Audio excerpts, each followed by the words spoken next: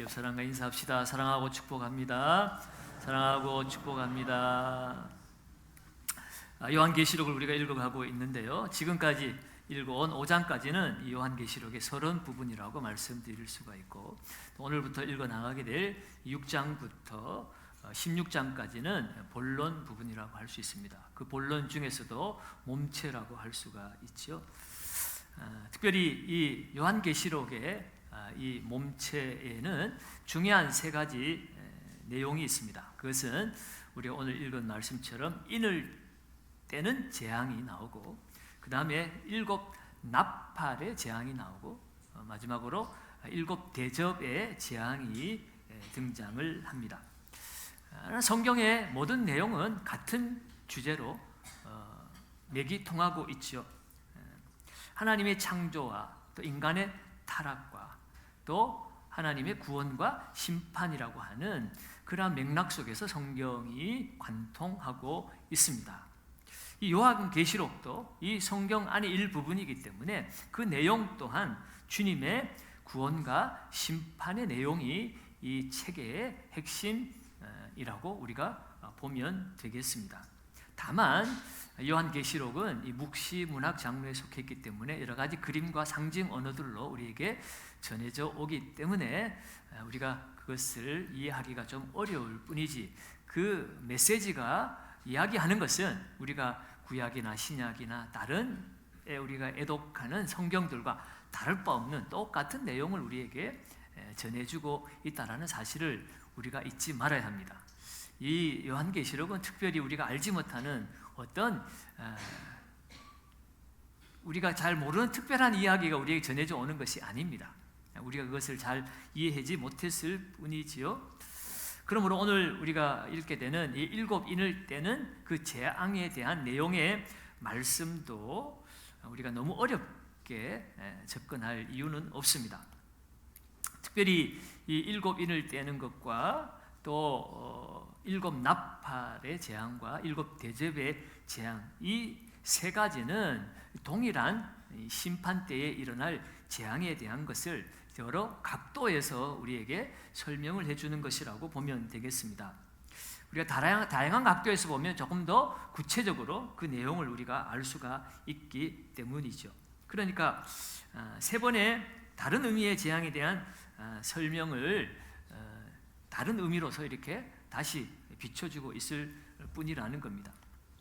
오늘 우리가 읽게 되는 인을 때는 재앙에 대해서는 이 설교의 핵심은 인을 떼시는 분에 대한 것입니다. 특별히 인을 뗀다고 하는 것은 하나님의 도장이 찍혀 있어서 그 누구도 그것을 봉인된 것을 열 수가 없는 그런 상황인데, 이 인을 떼시는 분이 있다는 겁니다. 그분이 바로 어린 양이신, 우리를 위해 죽으시고 부활하신 우리의 구원자, 바로 예수 그리스도이심을 말씀하고 계시고, 그 인을 떼실 때의 그 내용은 바로 마지막 때에 이 세상을 심판하시는 내용들이고, 그것을 예수께서 친히 인을 떼심으로 공개해 주고 계신다는 겁니다. 특별히 인을 뗀다는 것은 실제적으로 재앙이 진행되는 것을 보여주는 것이 아니라 천상에서 장차 되어질 일들에 대해서 미리 공개를 하는 것으로 우리가 알면 되겠습니다.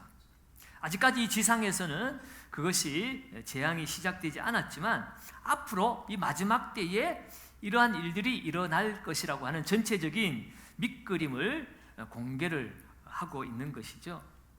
그리고 이 두 번째 재앙은 나팔 재앙인데, 여러분, 나팔을 우리가 분다는 것은 무언가 시작되는 것을 알릴 때에 나팔을 불기 시작하죠. 군대 가서도 아침에 일어나라 하고 기상 나팔을 빠바방 하고 불고, 전쟁이 시작될 때도 이 전쟁에 시작되었음을 나팔을 불 때에 시작이 되어지는 것처럼 말이죠.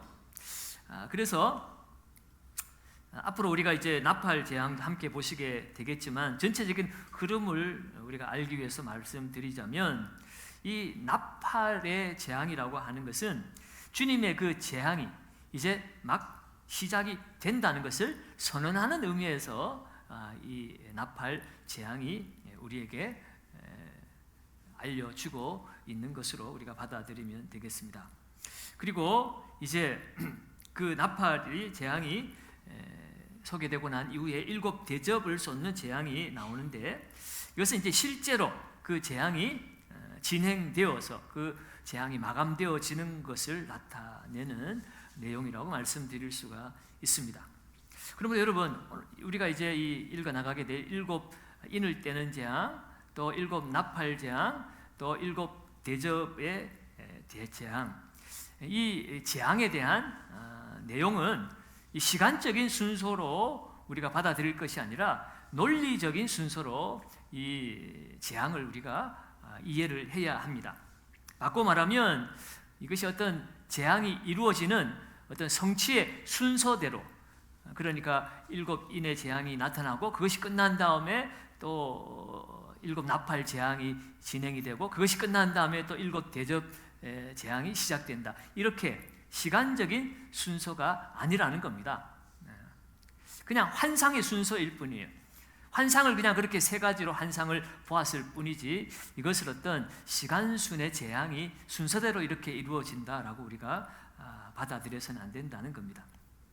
자, 그래서 오늘 이 6장 말씀을 통해서 우리 7 인을 떼는 재앙의 내용을 살펴볼 것인데, 6장에는 우리가 읽었으면서 여러분 머리에 들어오셨겠는지 모르겠지만 6장에는 인을 떼는 게 6번째 인을 떼는 데까지밖에 나오지 않습니다. 7번째 인은 8장에 가서 나오고요.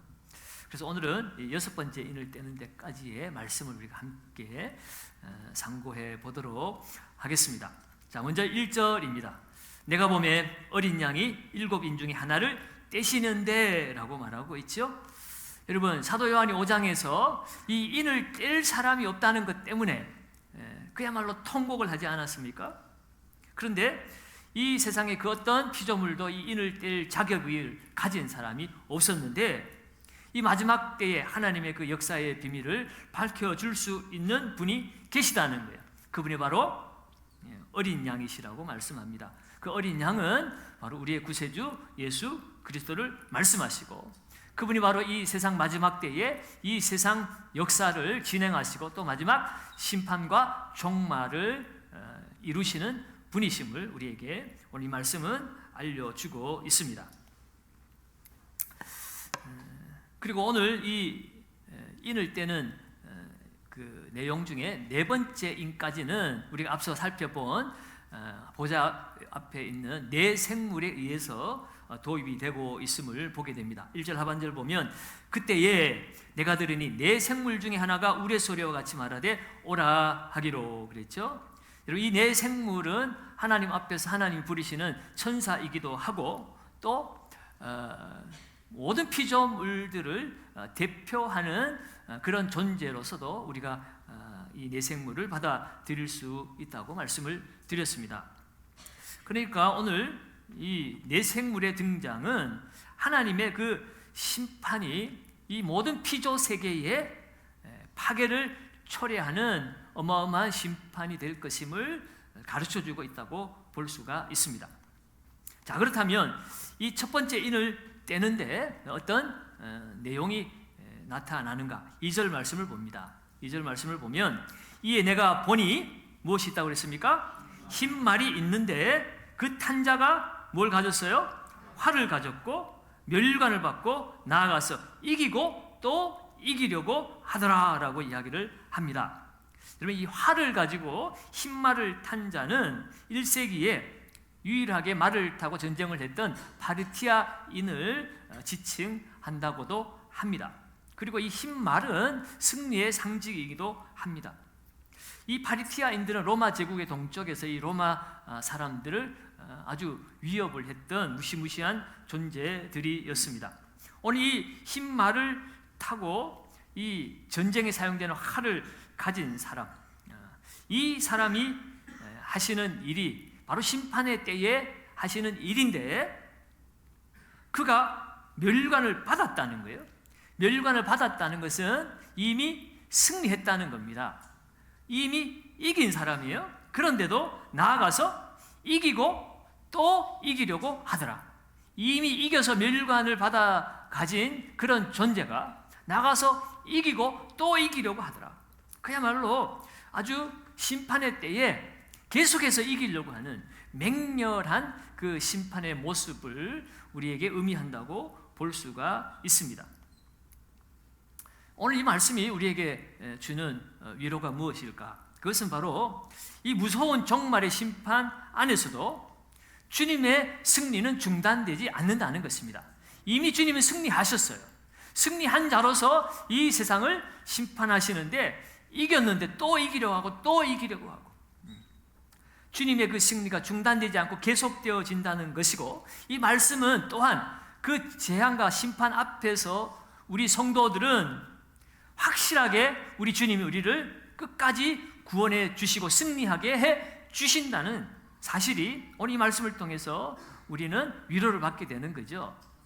이 마지막 때에 핍박자들, 악한 원수 마귀들, 이 세상이 우리를 위협하고 우리를 죽이려 하고 우리를 넘어뜨리려고 할지라도 우리가 두려워서 패배주의에 머물고 그들에게 무릎을 꿇어서는 안 된다는 것입니다. 주님이 역사의 주인이시고 주님께서 이기고 또 이기고 끝까지 우리를 지켜주시는 분이심을 오늘 이 마지막 때에 심판 앞에서도 우리는 그것을 바라보면서 우리는 위로를 받게 되는 거죠. 두 번째 인을 뗄 때도 이 첫째 상황과 다르지 않습니다. 4절에 보면 이에 달은 무엇이 나왔어요? 붉은 말이 나오더라. 첫 번째는 흰 말이 나왔는데 두 번째는 붉은 말이 나왔습니다. 중요한 것은 붉은 말보다 그 말 위에 탄 사람이 중요하죠. 그 탄 자가 허락을 받아 땅에서 뭐 했습니까? 화평을 제하여버리며 서로 죽이게 하고 또 큰 칼을 받았더라. 여러분, 붉은색은 여러분 피를 상징합니다. 그런데 오늘 이 두 번째 인을 뗄 때에 그 심판하는 심판자는 허락을 받아서 땅에 화평을 제하여 버렸다. 이 땅에 평화가 없어지게 했다는 것입니다. 무엇을 통해서요? 전쟁을 통해서. 서로 죽이게 하고 또 큰 칼을 받았더라. 서로 무기를 가지고 사람들이 서로 죽이는 전쟁을 통해서 심판을 한다는 것입니다. 그런데 여러분, 하나님은 구약 성경에도 보면 종종 전쟁을 통해서 심판을 하셨죠. 이스라엘 백성들이 하나님을 떠나서 우상 숭배할 때에 이방 나라들을 보내어서 그 전쟁에서 그들이 패배하고 고난을 당하게 하심으로 그들을 심판하시기도 하고, 때로는 또 그들을 괴롭힌 이방 나라들을 또 하나님께서 전쟁을 통해서 심판하시기도 했습니다. 그래서 이 전쟁은 하나님이 심판하시는 도구이기도 하지요. 그러나 우리가 분명하게 알아야 될 것은 사람들이 전쟁을 일으키는 것은 하나님께서 조장을 해서 사람들이 전쟁을 하는 것은 아니라는 겁니다. 우리는 전쟁하기 싫은데 하나님께서 전쟁하도록 만들어서 전쟁하는 것은 아니라는 거예요. 사람들이 왜 서로 죽이고 죽습니까? 자기의 욕심 때문이죠. 자기의 욕망 때문에 서로 불화하고, 그래서 서로 죽이고 죽으며 전쟁을 합니다. 그런데 그 모든 전쟁의 상황은 스스로가 하나님 앞으로 나아가지 못하고 죄를 따라 육체의 본능을 따라 살아감으로 말미암아 하나님의 심판을 스스로 자초한 것뿐이지, 하나님께서 전쟁하기 싫은 사람들에게 하나님 전쟁하게 만드는 것은 아니라는 거예요. 다만 하나님은 그들이 그들의 잘못으로 이루어지는 전쟁이라 할지라도 그것을 통해서 하나님은 세상을 심판하신다는 겁니다.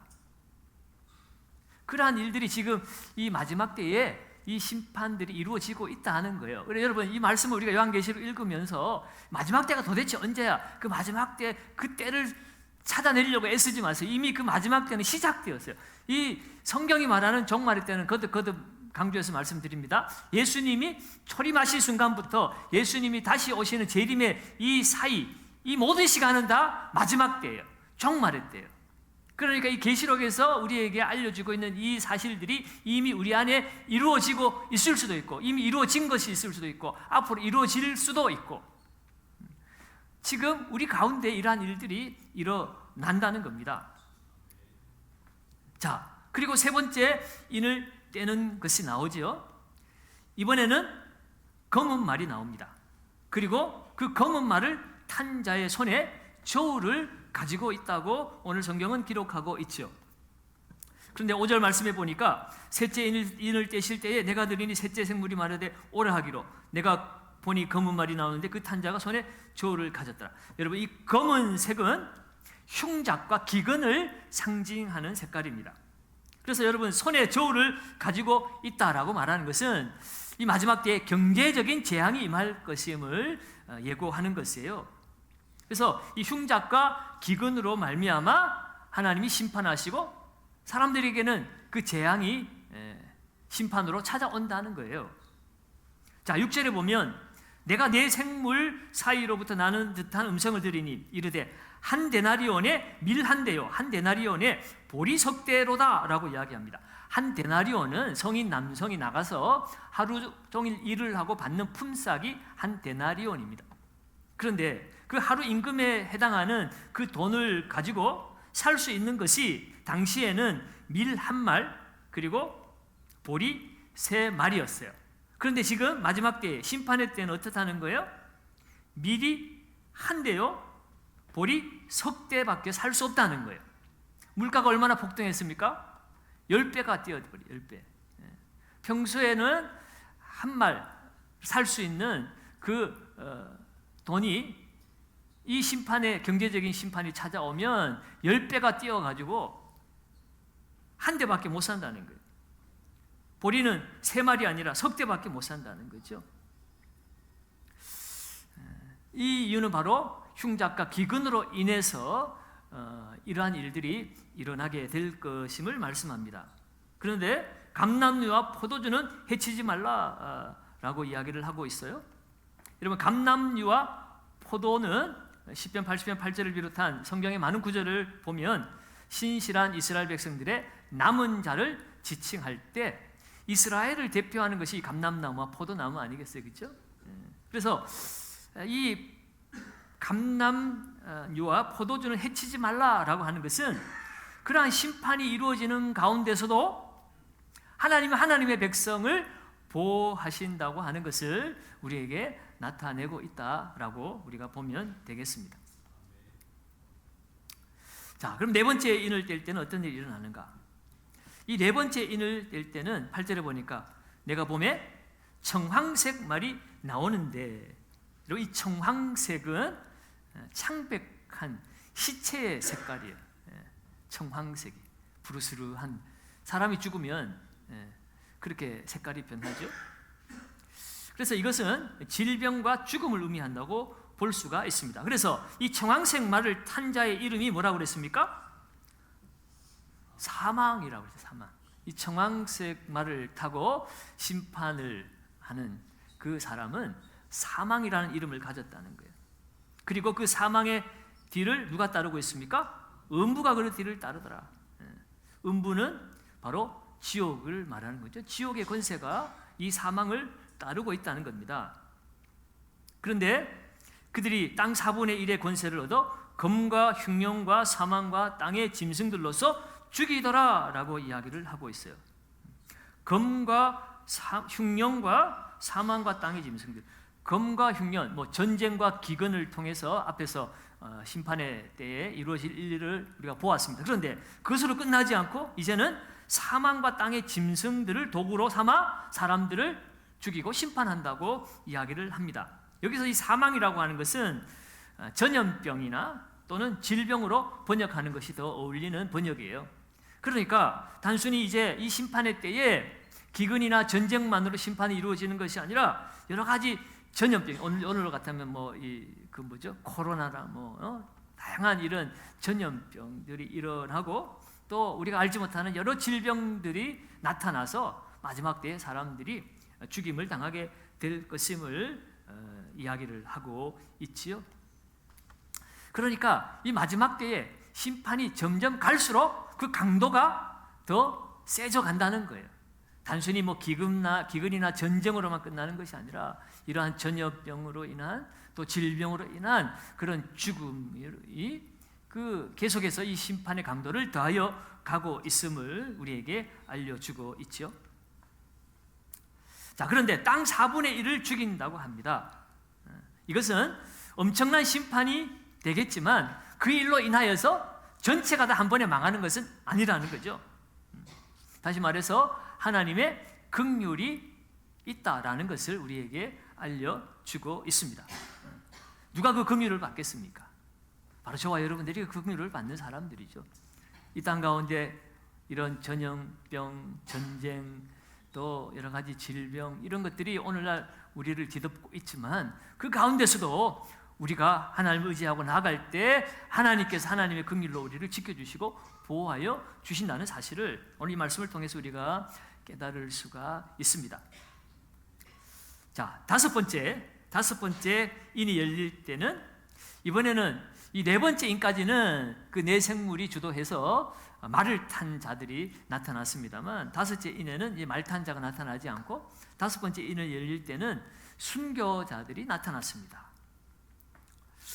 9절 말씀에 보면 이 일 후에 내가 보니 각 나라와 족속과 백성과 방언에서 6장 9절 다섯째 인을 떼실 때 내가 보니 하나님의 말씀과 그들이 가진 증거로 말미암아 죽임을 당한 영혼들이 제단 아래에 있어 그랬습니다. 이 사람들이 왜 죽임을 당했느냐? 하나님의 말씀과 그들이 가진 증거로 말미암아 하나님 말씀 앞에 순종하고 복음 증거하는 삶을 살다가 그것 때문에 죽임을 당했다는 거죠. 다시 말해서 순교했다는 겁니다. 제단 아래에 있었다라고 하는 것은 하나님 앞에 순교의 제물로 드려진 자들이라는 의미죠. 그들이 이 다섯째 인을 열 때에 나타나서 이렇게 호소하고 있습니다. 10절입니다. 10절을 우리 같이 한번 읽어봅니다. 같이 읽습니다. 큰 소리로 불러 이르되 거룩하고 참되신 대주제여 땅에 거하는 자들을 심판하여 우리 피를 갚아주지 아니하시기를 어느 때까지 하시려 하나이까. 아멘. 이 순교자들이 대주제여 이 땅에 거하는 자들을 왜 심판하지 않으십니까? 왜 우리 피를 갚아주지 않으십니까? 어느 때까지 참으시겠습니까? 라고 그렇게 호소하고 있습니다. 그러나 여러분 이 장면을 이 순교당한 사람들이 내가 억울하니까 복수 좀 해주세요 라고 이렇게 호소하는 것으로 우리가 이해해서는 안 됩니다. 오늘 이들이 호소하고 있는 것은 이 땅에 하나님의 공의가 이루어지기를 하나님 앞에 간구하고 있는 것이에요. 여러분 이들은 이미 하나님의 그 영광의 보좌에 함께 그들은 모든 고통과 아픔, 억울함 이 모든 것들이 다 치유와 회복이 된 사람들이에요. 그러니까 오늘 이들이 나의 억울함을 풀어달라고 말하고 있는 것이 아닙니다. 지금도 이 땅 가운데 고통받고 어려움 당하고 핍박당하고 있는 이 땅의 수많은 하나님의 백성들 그들을 그냥 내버려 두시겠습니까? 빨리 하나님께서 심판하셔서 하나님의 공의가 이루어지게 하여 주시옵소서라고 기도하고 있는 것입니다. 여기에 대해서 주님이 어떻게 응답하시나요? 11절에 보면 각각 그들에게 흰 두루마기를 주시며 이르시되 여기서 흰 두루마리가 아니고 두루마기입니다. 옛날 어른들이 한복 입고 밖에 이제 코트처럼 두루마기 이렇게 입잖아요. 이 흰 두루마기를 입으셨다고 이야기를 합니다. 이 흰 두루마기는 승리와 영광을 상징합니다. 그것을 이 순교자들에게 주시면서 이르시되 아직 잠시 동안 쉬되 그들의 동무종들과 형제들도 자기처럼 죽임을 당하여 그 수가 차기까지 하라 하시더라. 아직은 때가 아니니 잠시 쉬라라고 말씀합니다. 최후의 심판이 남아 있으니 잠시 동안 쉬라고 말씀합니다. 그렇지만 그 시간이 오래 가지는 않을 것임을 말씀합니다. 그때가 언제입니까? 그들의 동무종들과 형제들도 자기처럼 죽임을 당하여 그 수가 차기까지라고 말하고 있어요. 여러분 앞서 이 마지막 때는 예수님의 초림과 재림 사이 이 시간이 종말에 따라 그랬죠. 다시 말해서 우리가 살아가는 이 시대에 오늘 먼저 순교당하여 그 하나님의 제단에서 그 하나님의 영광을 노래하고 있는 그 순교자들과 같이 오늘도 하나님의 그 말씀과 복음을 위하여 하나님께 드려지는 순교자가 계속해서 나와야 할 것임을 말씀하고 있습니다.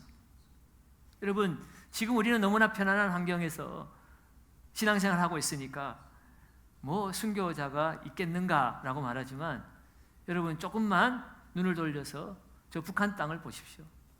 똑같은 한반도에 똑같은 시간에 똑같은 민족으로 살아가고 있지만 거기에서 예수 믿는 것 때문에 지하에 갇히고 온갖 핍박을 당하고 죽임을 당하는 순교자들이 얼마나 많이 있겠어요.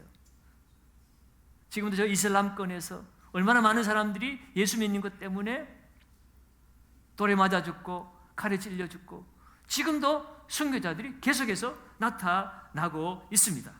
우리가 너무 편안한 환경에 있으니까 이 마지막 때에 이 순교자들이 나타나는 것을 우리가 인지하지 못하고 있을 뿐이죠. 그러나 여러분, 오늘 이 말씀은 또한 우리에게 주는 의미가 무엇인가? 그것은 주님의 심판 때에 하나님의 정의가 반드시 이루어진다라고 말하는 것이에요. 그 수와 차기까지 하나님의 마지막 그 심판의 그 때는 정해져 있다는 거죠.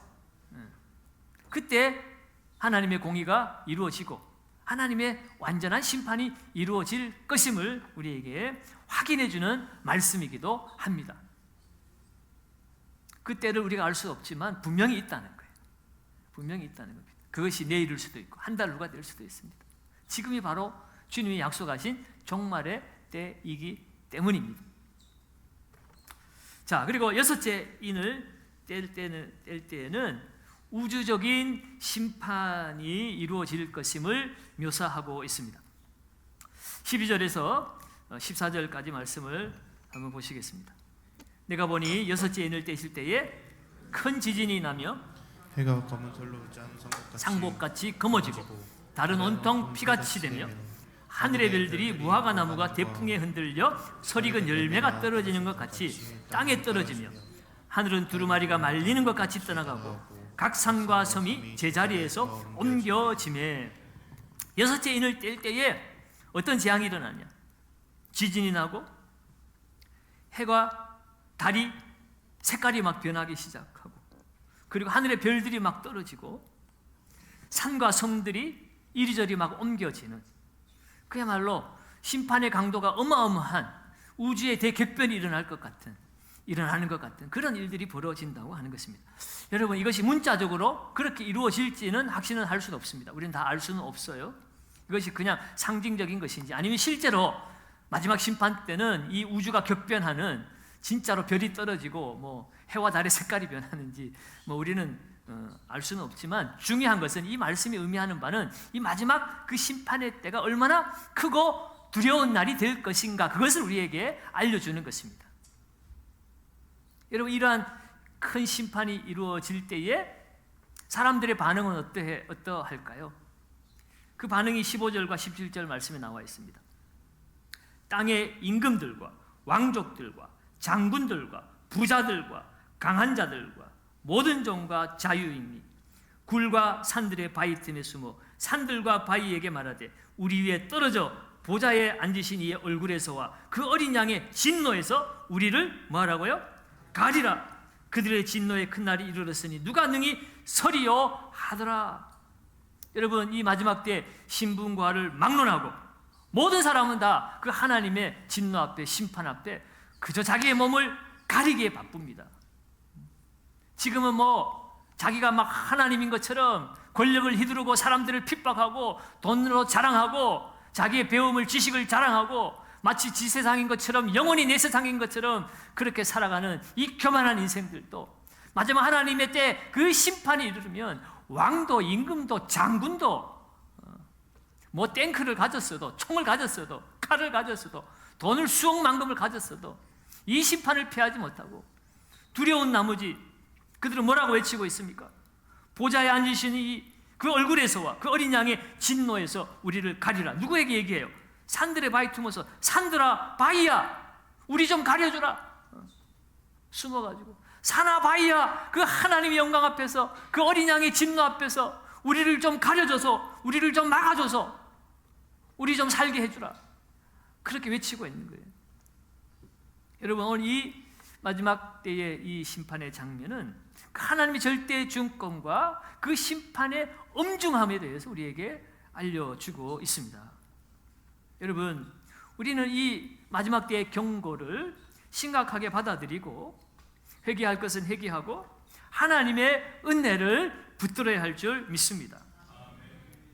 오늘 이 요한계시록 6장에 나오는 이 마지막 때의 그 심판에 대한, 재앙에 대한 이 내용들을 볼 때에 우리가 심히 두려워 떨지만, 그러나 하나님이 우리에게 이 말씀을 주시는 것은 우리로 하여금 두려워 떨라고 주시는 것이 아니라 우리로 하여금 하나님의 보호와 위로와 은혜 가운데 머물도록 우리를 초대하는 말씀인 줄로 믿습니다. 여러분, 시험을 치는 학생이 시험 공부 잘 해놓으면 시험 날이 기대가 됩니까? 두렵습니까? 기대가 되지. 내가 이거 100점 맞아가지고 상 받아야지. 준비된 사람은 시험이 두렵지 않습니다. 두려운 사람은 공부 안 하고 벼락치기 하다가 하루만 더 있었으면 내가 잘할 수 있는데 이 마지막 때가 왔구나. 더 이상 내가 공부할 시간도 없고 벼락치기도 안 되고, 이런 사람은 두려워서 못 사는 거예요. 여러분, 우리가 이 세상 그냥 넉넉고 벼락치기 하듯이 그렇게 살다가 마지막 때가 이르렀을 때에 준비가 안 되면 두려울 수밖에 없는 거예요. 그러나 우리가 준비되면 오늘 이 재앙과 심판의 말씀이 전혀 두려운 말씀이 아닌 것입니다.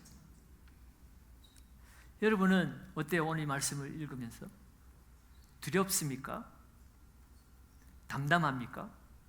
평안합니까? 두렵다 1번, 담담하다 2번, 평안하다 3번.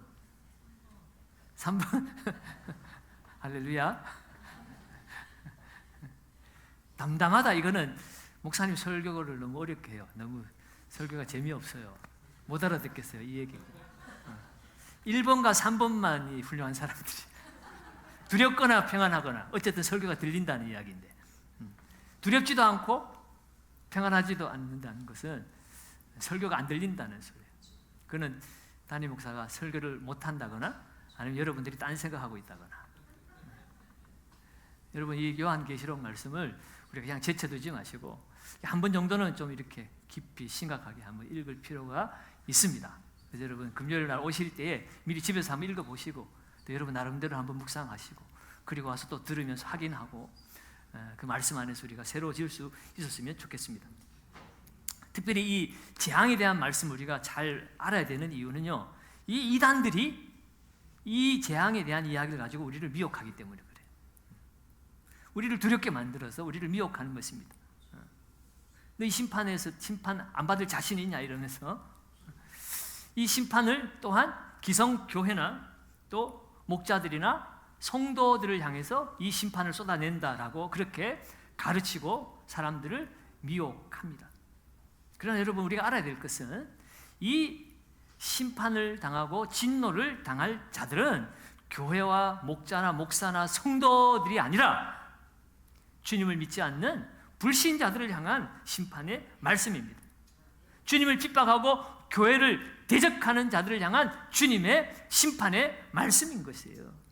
그런데 이단들이 이런 말씀을 가지고 우리 성도들을 불안하게 하고 두렵게 만드는 것이에요. 여러분, 사도 요한이 오늘 이 말씀을 기록한 이유가 무엇이라 그랬습니까? 주님이 이 사도 요한을 통하여 이 하나님의 장차 되어질 일들을 알려주시는 이유가 무엇이에요?